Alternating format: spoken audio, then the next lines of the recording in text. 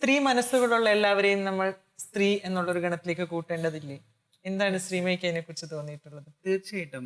സ്ത്രീ എന്ന് പറയുന്നത് പണ്ട് മുതൽക്കേ നമ്മുടെ സമൂഹത്തിൽ ഭയങ്കര പവിത്രമായിരിക്കണം, അല്ലെങ്കിൽ സ്ത്രീ ദേവിയാണ്, അല്ലെങ്കിൽ കുടുംബത്തിന്റെ വിളക്കാണ്, അതുകൊണ്ട് അവൾ അങ്ങോട്ടും ഇങ്ങോട്ടും മാറാൻ പാടില്ല എന്നൊക്കെ പറയുന്ന കുറേ കോൺസെപ്റ്റിലാണ് നമ്മുടെ സമൂഹം പോയിക്കൊണ്ടിരുന്നത്. ഇപ്പൊ എൻ്റെ തന്നെ ഒരു അനുഭവത്തിൽ നിന്ന് പറയണമെങ്കിൽ ഞാൻ സ്ത്രീയായി മാറിയിട്ട്, അല്ലെങ്കിൽ എൻ്റെ സ്ത്രീത്വം പുറമേ വിഷ്വലൈസ് ചെയ്ത് തുടങ്ങിയിട്ട് ഏകദേശം 4 വർഷം ആവുന്നേ ഉള്ളൂ. അതിനു മുമ്പ് ഞാൻ ജനിച്ച എൻ്റെ ഒരു ആൺലിംഗം എന്നുള്ള രീതിയിൽ പുരുഷനായിട്ട് തന്നെയാണ് ജീവിച്ചുകൊണ്ടിരുന്നത്, ലിറ്ററലി അല്ലെങ്കിൽ രൂപത്തിൽ മാത്രം. പക്ഷെ സ്ത്രീയായി മാറിയപ്പോൾ എനിക്കുണ്ടായ മാറ്റങ്ങൾ എൻ്റെ വീട്ടിൽ നിന്ന് തന്നെ തുടങ്ങാം. എൻ്റെ അമ്മ എന്നെ അടുക്കളയിലേക്ക് ക്ഷണിച്ചു തുടങ്ങി. ഇതുവരെ ക്ഷണിക്കാത്ത എൻ്റെ അമ്മ എന്നെ അടുക്കളയിലേക്ക് ക്ഷണിച്ചു തുടങ്ങി. ഞാൻ ചോദിച്ചു, എന്തിനാണ് അമ്മ എന്നെ അടുക്കളയിലേക്ക് ക്ഷണിക്കുന്നത്? ഇന്ന് വരെ എൻ്റെ അമ്മ ക്ഷണിച്ചിട്ടില്ല, ഒരു കാര്യത്തിനും ക്ഷണിച്ചിട്ടില്ല. എങ്ങനെ മീൻ മുറിക്കണമെന്ന് പഠിപ്പിച്ചു തരാൻ തുടങ്ങി. ആ മീനൊന്ന് വൃത്തിയാക്കി വെച്ചുകൂടെ? അപ്പൊ അമ്മയോട് ഞാൻ ചോദിച്ചു, ഇതൊക്കെ എന്തിനാ എൻ്റെ അടുത്ത് പറയുന്നത്?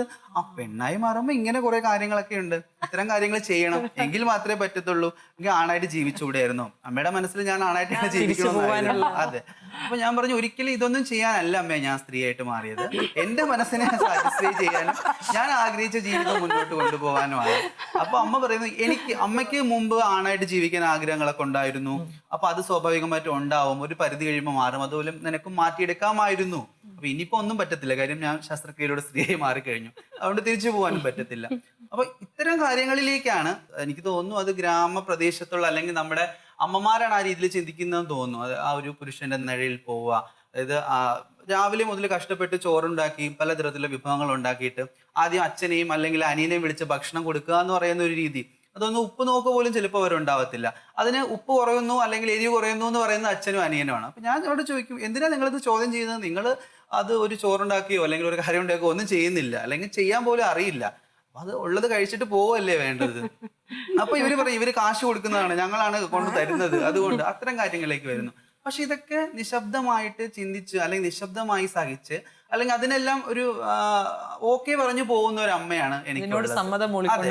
അതിനൊരു റെബൽ വേണം, അല്ലെങ്കിൽ അത് അങ്ങനെ അല്ലാന്ന് പറഞ്ഞു മനസ്സിലാക്കുന്ന മകളായി മാറുകയാണ് ഞാൻ എൻ്റെ വീട്ടിൽ. അപ്പൊ അത്തരത്തിലുള്ള ഒരു രീതിയിലേക്കാണ് പൊതുവേ ഉള്ളൊരു കോൺസെപ്റ്റ് നമ്മുടെ സ്ത്രീകളുടെ ഇടയിലുള്ളത്. നമ്മൾ എന്തിനാണ് അങ്ങനെ ഒതുങ്ങിയിരിക്കണം എന്നുള്ളൊരു കോൺസെപ്റ്റ്, അതിന് മാറ്റം വരണം. പ്രത്യേകിച്ച് നമ്മുടെ ഗ്രാമപ്രദേശത്ത് നിന്നുള്ള, നഗരപ്രദേശത്തിൽ ഒരുപാട് മാറ്റമുണ്ട്, സ്വയം പര്യാപ്തരായിട്ട് ഒരുപാട് സ്ത്രീകളുണ്ട്, ജോലി ചെയ്യുന്ന സ്ത്രീകളുണ്ട്, ഒത്തിരി മാറ്റമുണ്ട്. പക്ഷെ ഇപ്പോഴും ഗ്രാമപ്രദേശങ്ങളിലാണ് ഇത്തരം ഒരു ഇതുള്ളതെന്നാണ് എനിക്ക് തോന്നിയിട്ടുള്ളത്.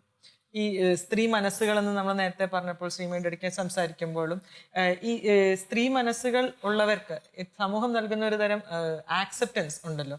എത്രത്തോളം ആക്സെപ്റ്റൻസ് കിട്ടിയിട്ടുണ്ടായിരുന്നു ശ്രീമയ്ക്ക് ഈ ഒരു ചേഞ്ച് പുറം ലോകത്തേക്ക് വിളിച്ചു പറഞ്ഞു കഴിഞ്ഞാൽ? എനിക്ക് ആക്സെപ്റ്റൻസ് വളരെ കുറവായിരുന്നു. പറയുവാണെങ്കിൽ ഞാൻ നമ്മുടെ ഭാഗ്യലക്ഷ്മി മേഡം അവതരിപ്പിച്ച ഒരു ഷോയിലൂടെയാണ് എൻ്റെ അസ്തിത്വം തുറന്നു പറഞ്ഞുകൊണ്ട് പുറത്തു വരുന്നത്, ഓപ്പൺലി.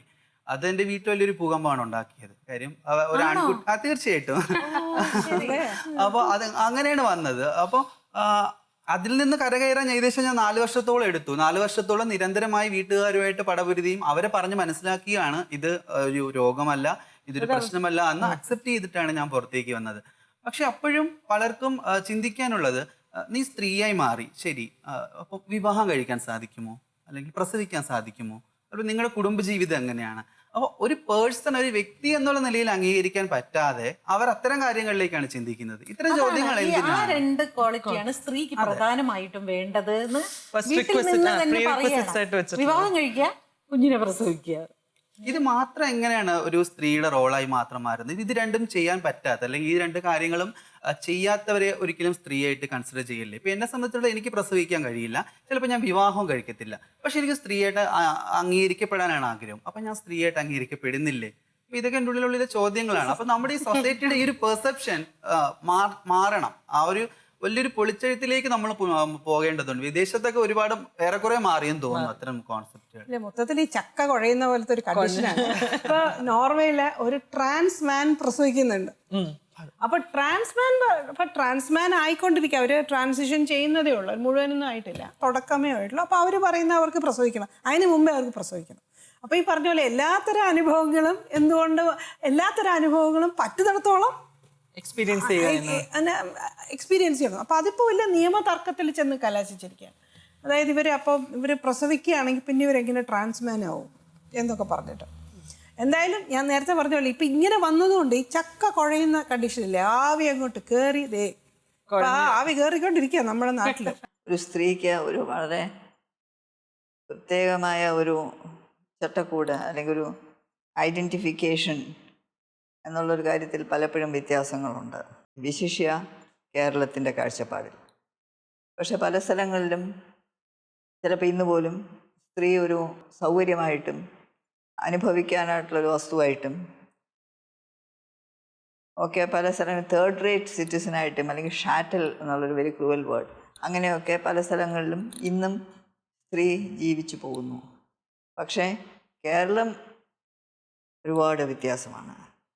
ഒരു വേള പണ്ട് തൊട്ടേ നമുക്ക് മരുമക്കത്തായ സമ്പ്രദായം അല്ലെങ്കിൽ മാട്രി ലീനിയൽ സൊസൈറ്റി ആയിരുന്നതിനാൽ ഒരുപാട് വ്യത്യാസങ്ങൾ സ്ത്രീക്കുണ്ടായിരുന്നു.